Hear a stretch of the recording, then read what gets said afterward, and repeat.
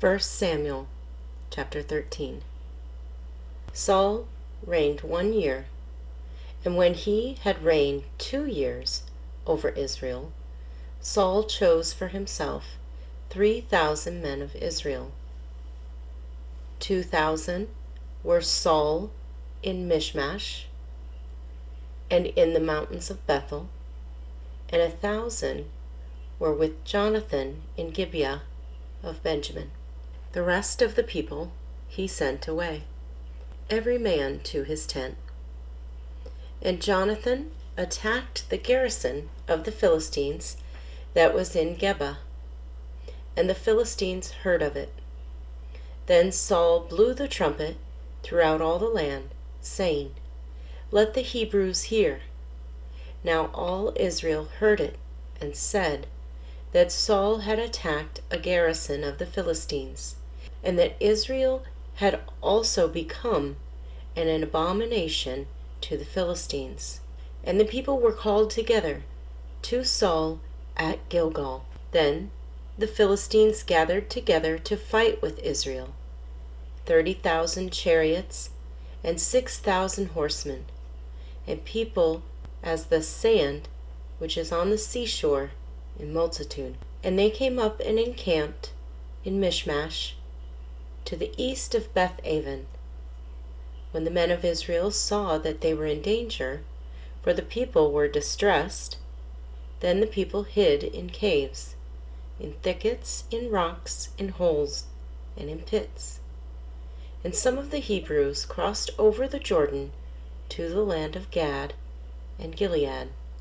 As for Saul, he was still in Gilgal, and all the people followed him, trembling. Then he waited 7 days, according to the time set by Samuel. But Samuel did not come to Gilgal, and the people were scattered from him. So Saul said, "Bring a burnt offering and peace offering here to me." And he offered the burnt offering. Now it happened, as soon as he had finished presenting the burnt offering, that Samuel came, and Saul went out to meet him, that he might greet him. And Samuel said, "What have you done?" Saul said, "When I saw that the people were scattered from me, and that you did not come within the days appointed, and that the Philistines gathered together at Michmash, then I said, the Philistines will now come down on me at Gilgal, and I have not made supplication to the Lord.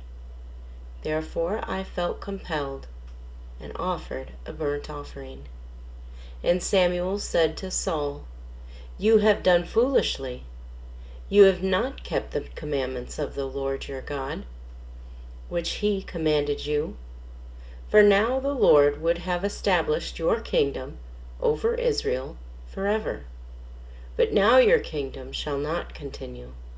The Lord has sought for himself a man after his own heart, and the Lord has commanded him to be commander over his people, because you have not kept what the Lord commanded you." Then Samuel arose and went up from Gilgal to Gibeah of Benjamin. And Saul numbered the people present with him, about 600 men.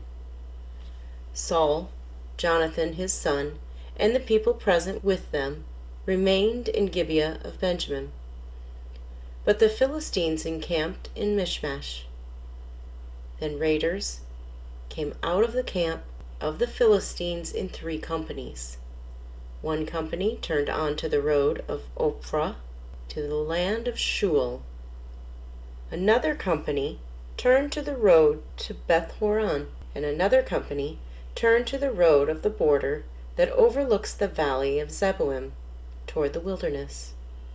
Now there was no blacksmith to be found throughout all the land of Israel, for the Philistines said, "Lest the Hebrews make swords or spears." But all the Israelites would go down to the Philistines to sharpen each man's plowshare, his matlock, his axe, and his sickle. And the charge for sharpening was a pim for the plowshares, the matlocks, the forks, and the axes, and to set the points of the goads. So it came about, on the day of battle, that there was neither sword nor spear found in the hand of any of the people who were with Saul and Jonathan. But they were found with Saul and Jonathan his son. And the garrison of the Philistines went out to the pass of Michmash. 1 Samuel chapter 14. Now it happened one day that Jonathan, the son of Saul, said to the young man who bore his armor, "Come, let us go over to the Philistines' garrison that is on the other side." But he did not tell his father. And Saul was sitting in the outskirts of Gibeah under a pomegranate tree, which is in Migron. The people who were with him were about 600 men. Ahijah, the son of Ahitub, Ichabod's brother, the son of Phinehas, the son of Eli, the Lord's priest in Shiloh, was wearing an ephod. But the people did not know that Jonathan had gone.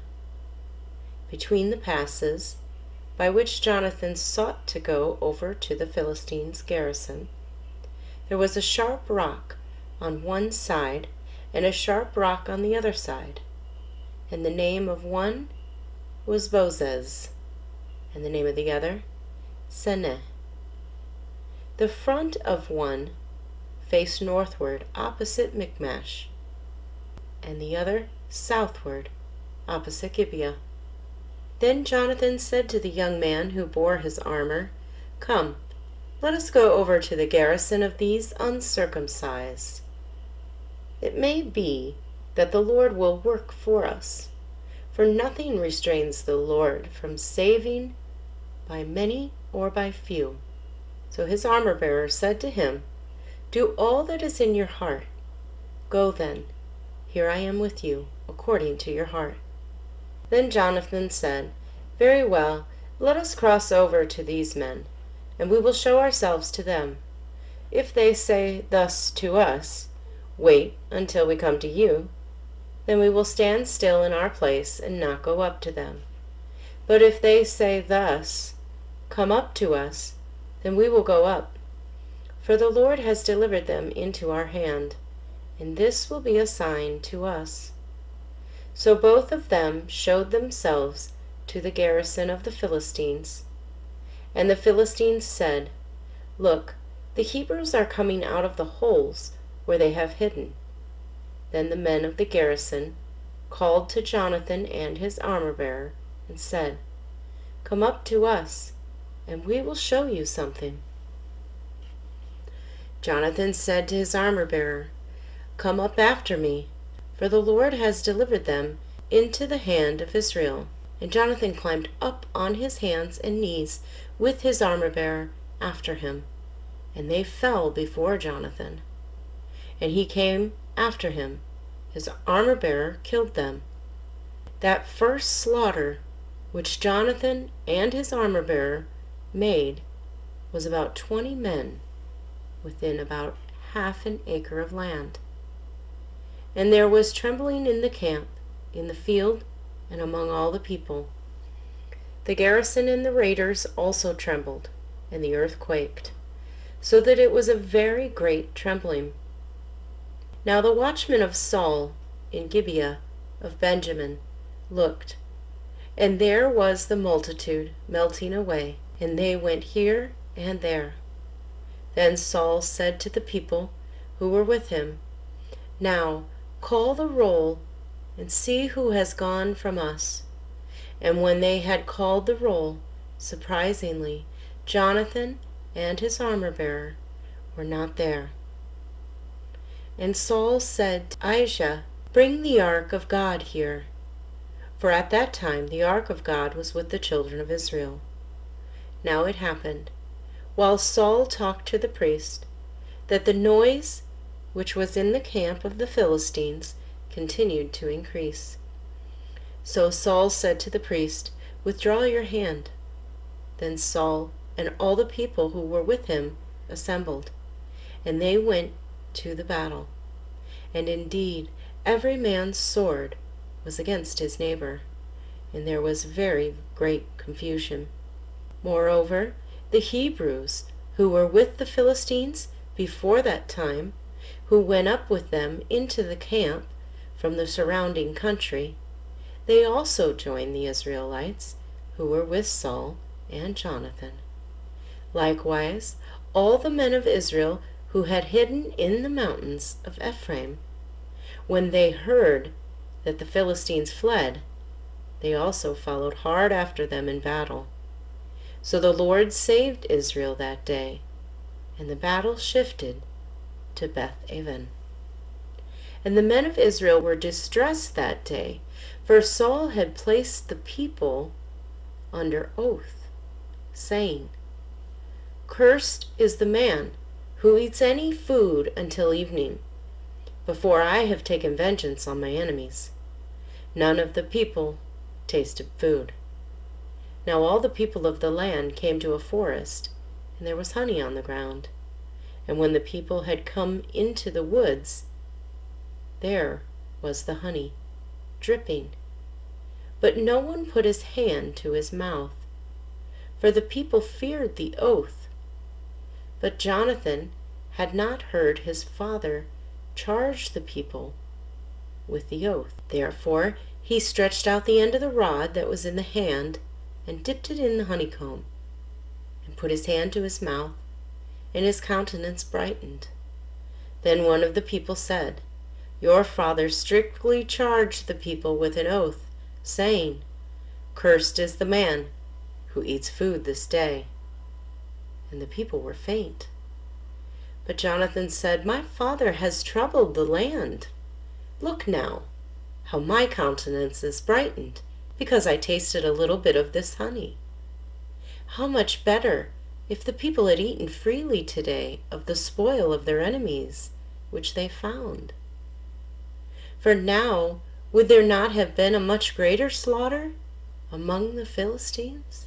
Now they had driven back the Philistines that day from Michmash to Ajalon. So the people were very faint, and the people rushed on the spoil, and took sheep, oxen, and calves, and slaughtered them on the ground, and the people ate them with the blood.